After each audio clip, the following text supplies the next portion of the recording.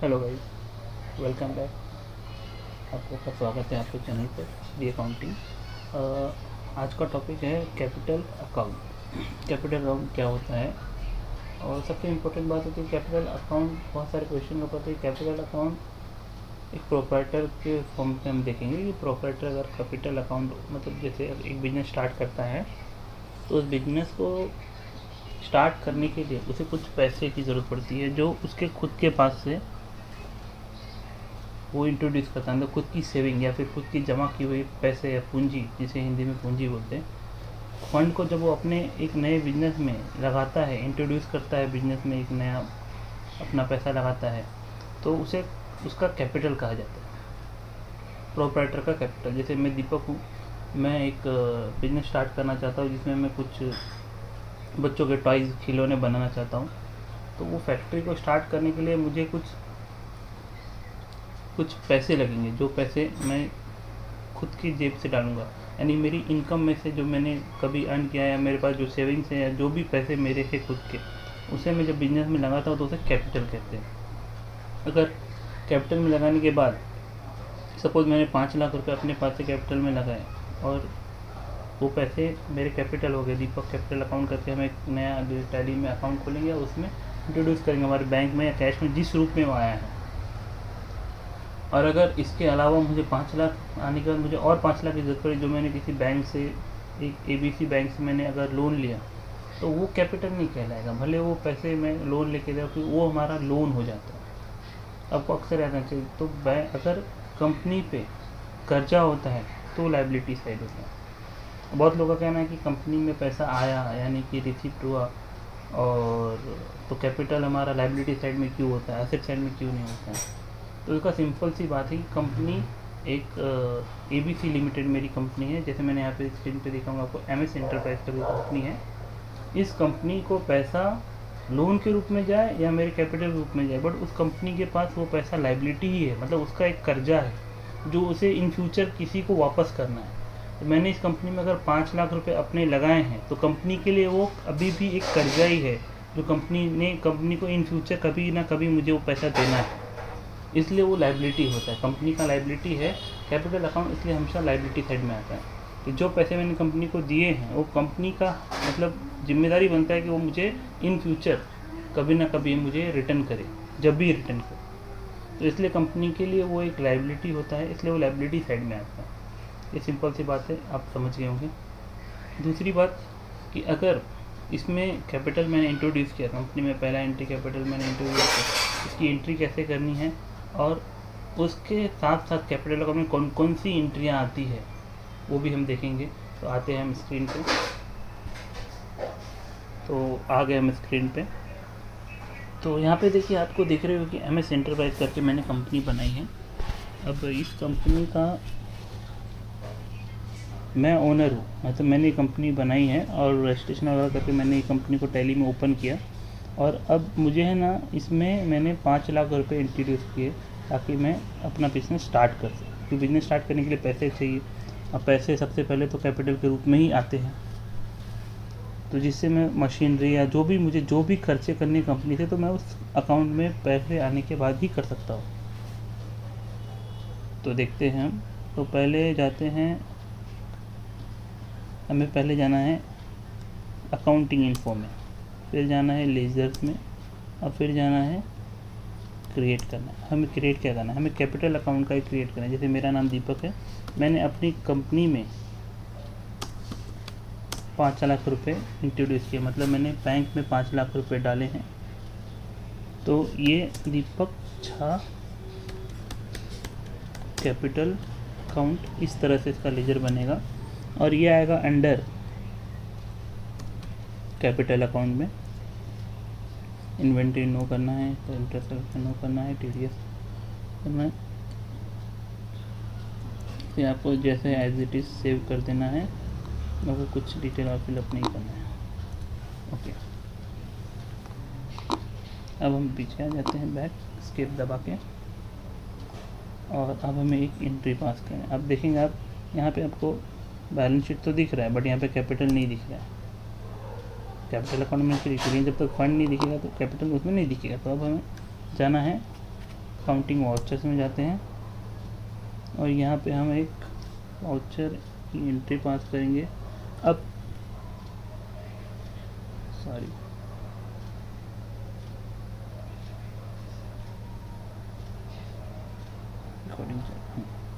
अब यहाँ पे हमें एक एंट्री पास करनी है F6 के थ्रू रिसिप्ट की। अब कंपनी में कैपिटल मैंने डाला, मतलब मैंने कंपनी को कैपिटल जैसे इंट्रोड्यूस किया, मतलब कि कंपनी में पैसा आया है तो रिसिप्ट की एंट्री होती है।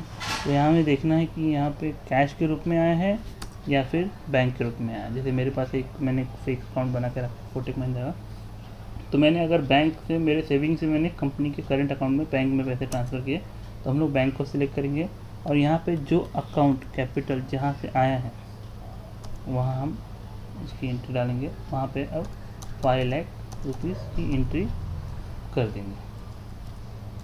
इसे सेव कर देना है। इसमें नरेशन में आप डाल सकते हैं, जिस तरीके से आपको आया है एंट्री तरीके से आप डाल सकते हैं और ये सेव कर देना है। सेव होने के बाद सेकेंड ऑप्शन, अब हमें पीछा के जरा देख लेते हैं बैलेंस शीट में क्या शो हो रहा है। तो देखिए बैलेंस शीट में कैपिटल अकाउंट में Deepak Jha capital account 5 lakh rupees आ गया है, ये आ गया है। तो अब हम बैंक में भी जाके देखते हैं। बैंक हम उसके लिए हमें display account statement cash bank जाना है और इसमें देखना है। देखिए यहाँ पे आपको बैंक में दिख रहे हैं 5 लाख रुपीज़ यहाँ पे जमा हो चुका है, ठीक है।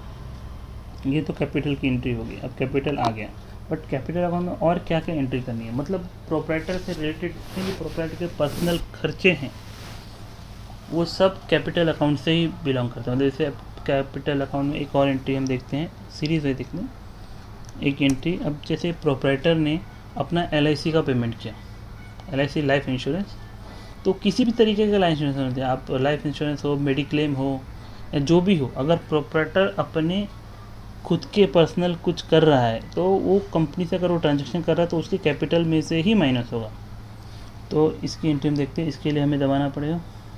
देखिए इसके लिए यहाँ पे आ जाइए पेमेंट की एंट्री में, क्योंकि अब कंपनी से पैसा जा रहा है तो ऑब्वियस सी बात है पेमेंट खर्चे में ही जाएगा। इसमें हमें सेलेक्ट करना है बैंक के थ्रू जा रहा है और प्रोप्राइटर ने अपना LIC का प्रीमियम भरा है। LIC का हम एक लीजिए क्रिएट करेंगे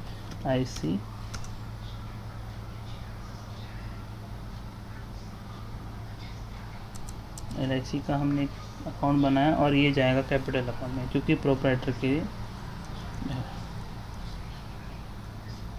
इसे हमें सिर्फ सेव कर लेना है।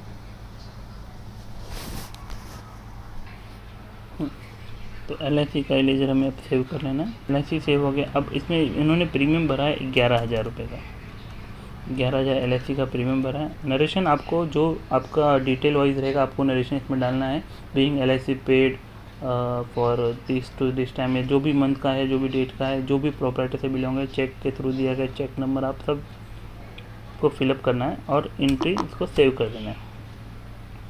यह हो गया LIC का। अब ऐसे ही उन्होंने एक मेडिक्लेम लिया। मेडिक्लेम की एंट्री उन्होंने मेडिक्लेम 5,000 माने 25,000 का एक मेडिक्लेम पेमेंट किया है प्रीमियम का, तो ये भी गया है बैंक के थ्रू। तो बैंक का नाम, इसके बाद यहाँ आएगा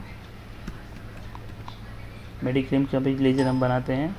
देखिए आपको यहाँ पे जो भी लेजर बनाने हैं उसका शॉर्टकट है ऑल्ट प्रेस दबा के C दबाना है, C for cat. Alt C दबाना है, आप सीधे शॉर्टकट लेजर में आ जाएंगे। इसके लिए आपको बार बाहर जाके लेजर क्रिएट नहीं करना पड़ेगा। यहाँ पे आपको जाके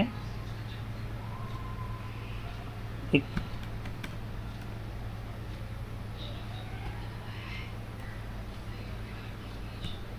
मेडिक्लेम एक्सपेंस या फिर मेडिक्लेम बजाज मेडिक्लेम, जो भी मेडिक्लेम हो उसका नाम ABC कंपनी मेडिक्लेम, जो भी आपको रखना है उसका वो नाम डाल के कैपिटल अकाउंट सेलेक्ट करना है।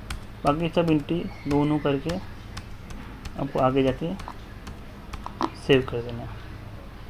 और इन्होंने 25,000 का मेडिक्लेम का सेव कर दिया। ये हो गया मेडिक्लेम की एंट्री। अब इसके अलावा एक और एंट्री हम देखते हैं जो कि होता है विड्रॉ।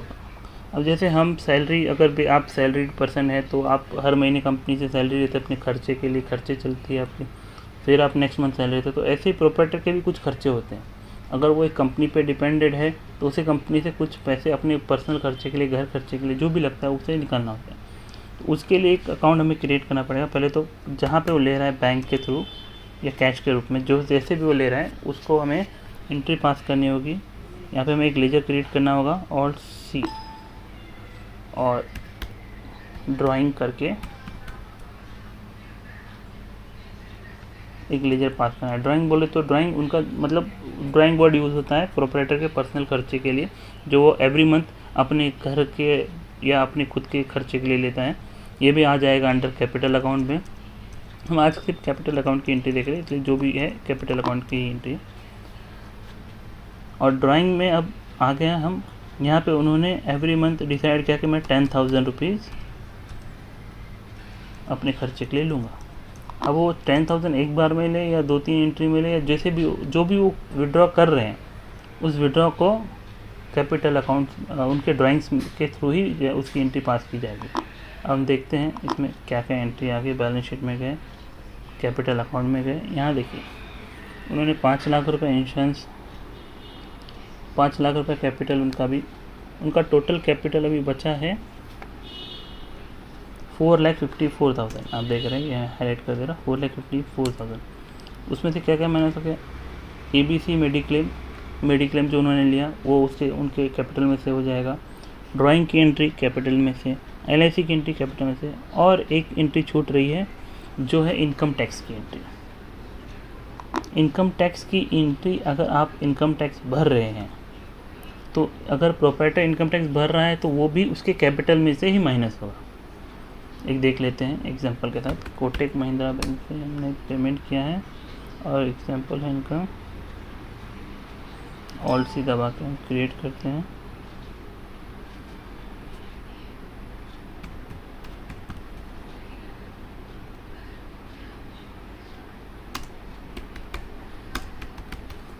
Income tax paid. अब इनकम टैक्स पेड की हमने एंट्री कर दी, कैपिटल अकाउंट डाल दिया और इसे हम आगे जाके सेव कर लेते हैं।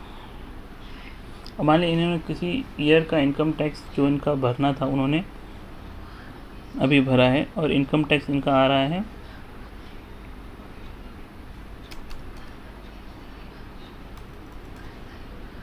75,000 की एंट्री यहाँ पे इनकम टैक्स मैंने पेड किया। ये भी इनकी कैपिटल में से, कैपिटल में देखते हैं हम, देखिए ये एंट्री कैपिटल में से माइनस हो गई। टोटल आपके सामने आ गया है। देखिए इनकम टैक्स जो हमने पे किया है 75,000, LIC हमने पेड किया है 11,000 और ड्राइंग्स जो इन्होंने विड्रॉ किया है 10,000 रुपीज़ और ABC मेडिक्लेम जो इन्होंने निकाला है 25,000 का। ये सब माइनस होने के बाद इनका कैपिटल बचता है 3,79,000।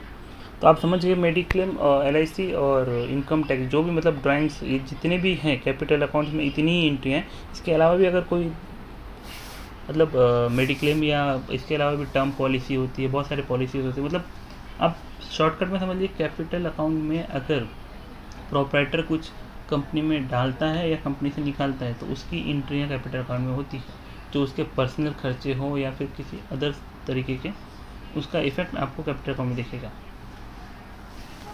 और ये तो आप समझ ही गए कि लायबिलिटी साइड में क्यों आता है, क्योंकि ये कंपनी पे एक तरह का कर्जा है। कंपनी को प्रोप्राइटर को इन फ्यूचर या कभी ना कभी ये पैसा चुकाना है, इसलिए इसे कैपिटल अकाउंट में कैपिटल अकाउंट को लायबिलिटी साइड में रखते हैं। बस आज के लिए इतना ही, मिलते हैं नेक्स्ट वीडियो में। और कुछ बैलेंस शीट के बारे में अभी कैपिटल अकाउंट से शुरू किया है, एक एक करके loan, current liability, fix asset, current asset, P&L और P&L में जितनी भी एंट्री है सब देखेंगे। तब तक के लिए साथ में जुड़े रहें और चैनल को सब्सक्राइब, लाइक और शेयर ज़रूर करें प्लीज़।